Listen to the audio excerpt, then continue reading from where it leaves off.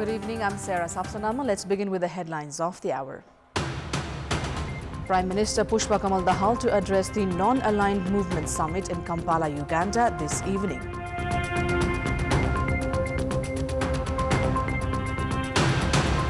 The presence of women and those from indigenous and marginalized communities in public service positions dismal despite the implementation of the reservation system. Korea says it has carried out a test of the underwater nuclear weapons system in response to drills by the US, South Korea and Japan this week. And Help Nepal and Gandaki province enter into the final of Tiger Cup volleyball final. Help Nepal defeats Sri Lanka Army, Gandaki win over departmental team APF.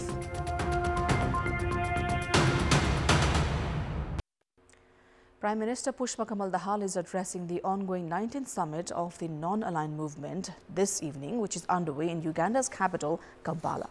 The Premier is scheduled to address the plenary session of the summit on the theme Deepening Cooperation for Shared Global Affluence. During the opening ceremony, Azerbaijan handed over the chairmanship of NAM to Uganda. Prior to this, Prime Minister Dahal had held a dialogue with the Nepali community in Kampala. During the meeting, Premier Dahal said that the country's development cannot gain momentum without addressing the issues of Nepalese living abroad. He called on all Nepali nationals to work in order to promote the national pride. There are more than 300 Nepali nationals in Uganda at the moment. Minister for Foreign Affairs NP Saud and Secretary Sewa Lomsal are also in Uganda to participate in the summit. The Premier is scheduled to hold bilateral talks with head of states, government leaders and various high-ranking officials during the summit. High Court Biratnagar has issued an interim order against activities like protests and or padlocking of institutions that provide essential health services. The High Court Biratnagar issued the order in response to the writ filed by Sanjeev Kumar Shah against Dharan Mayor Harka Sampang's move to padlock the office of the Vice Chancellor at the BP Koirala Institute of Health Sciences.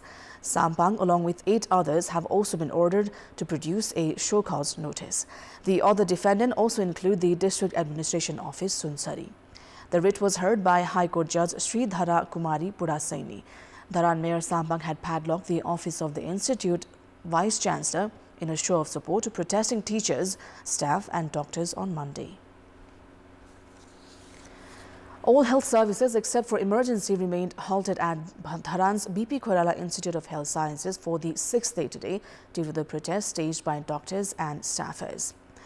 The agitated doctors and staff who have been demonstrating in front of the office of the Vice Chancellor demanding for their promotion for the past 6 days have said that they will intensify their protest programs until the demand is addressed. Chairperson of the Employee Welfare Society, Kavita Dhakal, said that although yesterday's meeting held at the Ministry of Health had been termed positive, the agitating doctors and staff are not convinced that their demand will be addressed. The Ministry of Health had started holding discussion with the concerned entities following the directive issued by Prime Minister Pushpa Kamal Dahal to immediately address the issue. Meanwhile, service seekers have been deprived of the health services provided at the institute. Now, the presence of women and public service positions, in fact, despite the implementation of reservation system, remains dismal, with an increase in the past 15 years by just around 5.5%. Based on a report released today, it is going to take at least 136 years to attain 50% participation of women in overall public service positions. Back in 2012, 62.9% of total public service officials were from the Brahmin and Kshetri community, of which 10.1% were women. The same demographic in 2019 stood at 61.2% Brahmin and Kshetri population, with 15.6% women from those communities. Brahmins and Kshetris from Madheshi communities stood at 8.1% in 2012 and 11.5% in 2019. Those from indigenous communities in 2012 represented just around 12.5% of total public service officials, which rose by just 1.5% in 2019. At this rate, it is projected to take at least 210 years for proportional indigenous representation to reach 35%. In case of other communities, in 2012, 1.7% were from Dalit community, which has reached 2.8% by 2019. Muslim representation is even lower, with 0.5% in 2012, which only rose to 0.7% by 2019. Chairperson of the Indigenous Nationalities Commission, Rambahadur Thapa, has highlighted on the lack of adequate representation. Chair of National Women's Commission, Kamala Parajuli, has said the presence of women in public service positions were not satisfactory and called for a more detailed reservation system within the existing one. Parajuli also called to raise the indigenous community's access to education. A team of the Department of Revenue Investigation has arrested 4 individuals from capital's Chhatrapati area, along with 23 million rupees with undisclosed sources. Director General of the department, Navraj Tungana, has said that the arrestees include Naresh Agrawal and his partner. The amount had been seized from businessperson Naresh Agrawal's house during a raid conducted by the department. The amount is suspected to have been obtained through hundi transactions. Tungana had said that preparations have been made to get a court order to keep those who have been arrested in detention for further investigation. Another cooperative scandal has come to surface. In Saptari, almost 1,200 depositors have lost more than 200 million rupees saved at the Global Multipurpose Cooperatives Limited, while properties worth billions of rupees are also at risk. There are account holders of the cooperatives who had applied for loans against their lands some 4 years ago. However, they have yet to receive the loan amount and their lands back. In some cases, the interest rates are up to 18%, and despite clearing the loans and interest amounts, customers are yet to receive their land certificates back. The Global Multipurpose Cooperatives Limited, some 23 years ago, was founded under Saptari local Sukharam Yadav. The cooperatives gained popularity with their Women Volunteers program, among others. However, financial foul play began shortly after that. Victims of the cooperatives have reached the district administration and the district police office along with other concerned entities. However, they have yet to receive the needed response. Meanwhile, the office of the cooperative in Rajbiraj municipality has remained locked and the operators and promoters are out of contact. A woman has died due to fire that erupted last night in Syage of Marsyangdi Rural Municipality in Lamjung. Police have said that Santamaya Shrestha died in a fire accident that had destroyed a house and a store. Her husband Rajendra Shrestha was able to save himself by jumping off from the upper floor of their house. Inspector of the District Police Administration, Thaneshwar Chapai, said that the house has been completely damaged. The couple, who were residents of Gairi Dara in Besi Sahar, had been operating the store at Syage for the past 18 years. A girl from Raute Community Settlement in Bhairabi Rural Municipality of Dailek has died. Employee of the Raute project, Lal Bahadur Khatri, said that 12-year-old Durga Shai, who had fallen ill due to the dip in mercury 1 month ago, died earlier today. The community has left the settlement following her death. Moving on, 14 individuals have been injured in a bus accident. The bus was headed to Mahendranagar from Dharchula's Khalanga. 5 injured individuals have been taken to Dhangadi for treatment. Information Officer of Dharchula Police Administration, Gyanendra Bahadur Singh, said that those who had sustained minor injuries are being treated at the district hospital, while others who are in a critical condition have been sent to Dhangadi for further treatment. Police have said that the bus had plunged around 20 meters below the road section. Mountains in the district of Bajhang are without snow due to lack of timely rain and snowfall. Locals in the region are also struggling due to food insecurity, as agricultural productivity has been affected due to decreasing snowfall. This is Nawamul Mountain in Saipal Rural Municipality, Bajhang. The water from this mountain, that used to be covered with snow all year round, gave life to the communities in the region up to Dhuligao at the end of the district's northern region. But things are different now, as the amount of snowfall has been decreasing every year in the past 5 years.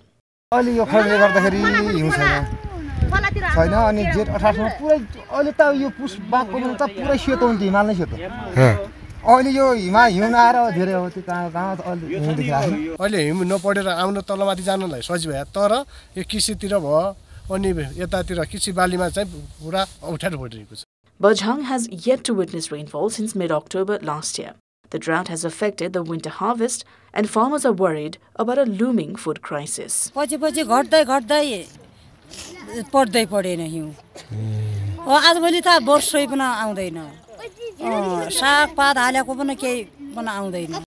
Locals also say the lack of timely rain and snowfall and unexpected high snowfall during March-April has affected collection of herbs, which is their main source of income.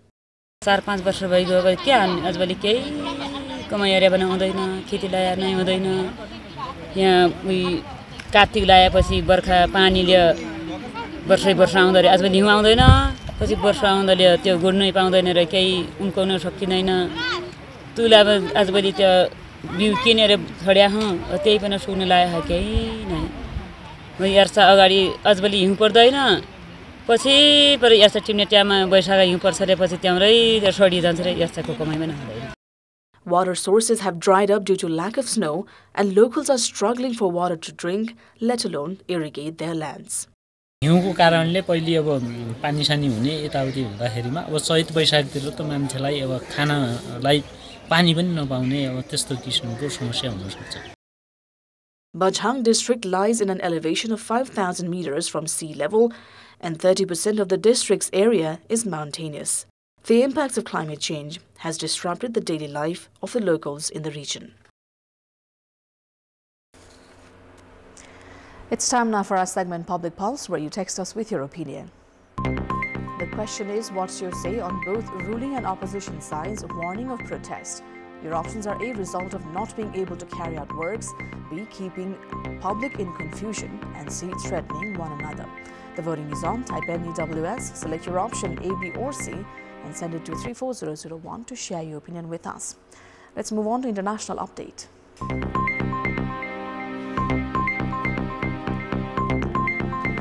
North Korea has conducted a test of its underwater nuclear weapons system in a protest against this week's joint military drills by South Korea, the United States and Japan. The test of the Hail-523 system, a name North Korea has given to its nuclear-capable underwater attack drones, was carried out by the Defense Ministry's think tank in the waters off its east coast, the report said, without specifying a date. The navies of South Korea, the United States and Japan staged this week 3-day joint drills until Wednesday alongside the U.S. aircraft carrier Carl Vinson as part of efforts to improve their responses to nuclear-armed North Korea's threats. Rare footage obtained by a South Korean think tank showed two 16-year-old North Korean high school students sentenced to 12 years of hard labor for watching and distributing South Korean films and dramas. In the video, the two students can be seen standing in a show trial in front of hundreds of their peers. According to the narration in the video, the students were on trial for watching and distributing dozens of films, dramas and music videos from the South Korean puppet regime.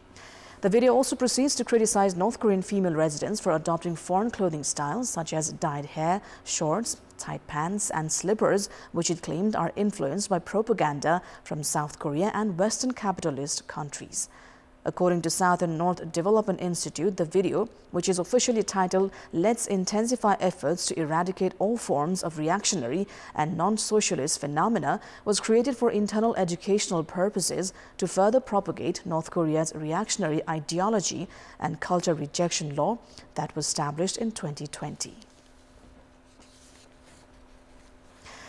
The Israeli army said in a statement that an airstrike killed a senior member of Islamic Jihad militant group in Gaza.